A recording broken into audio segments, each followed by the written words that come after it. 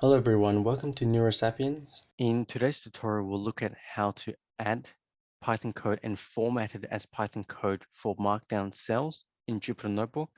So we'll start off by creating some code.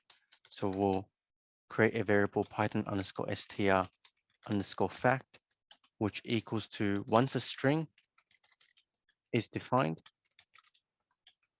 it cannot be changed. And then we'll create another variable here, capital_string, which capitalizes the first letter of the string. So that's O for once. So python_str_fact dot capitalize, and then we'll print capital_str. And so this is the same string, but the first letter is now capitalized.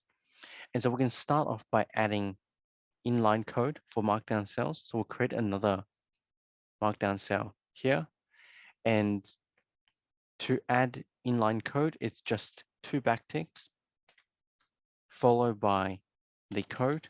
So we'll just add in the variable python_str_fact with the string. Once a string is defined, it cannot be changed. And so when we run this, is what we have here, which is just the code for the variable inline. And so an alternative is to add a code block, right, with multiple lines of code.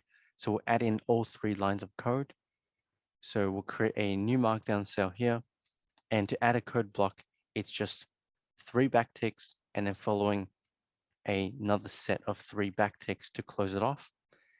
And in between the sets of backticks, we'll add in the code. Once a string is defined, it cannot be changed. And then we'll also add in capital_str equals to Python string fact dot capitalize, and then we'll print capital string. And we can see here that this code is now a multi-line code block as a Markdown cell, but this is not formatted as Python code. So to format it as Python code, we can add word Python after the first set of backticks, and this is now styled as Python code. So this is how to add Python code and format Python code for Markdown cells in Jupyter Notebook. If you found this tutorial helpful, please give it a thumbs up, subscribe, and click the notification bell for weekly videos. Please share the video with anyone who you think would benefit from the content, and comment below what topics you would like to learn. If you would like to support this channel and have the means to do so, the best way will be via my Patreon link in the description below. Happy learning, and I'll see you in the next tutorial.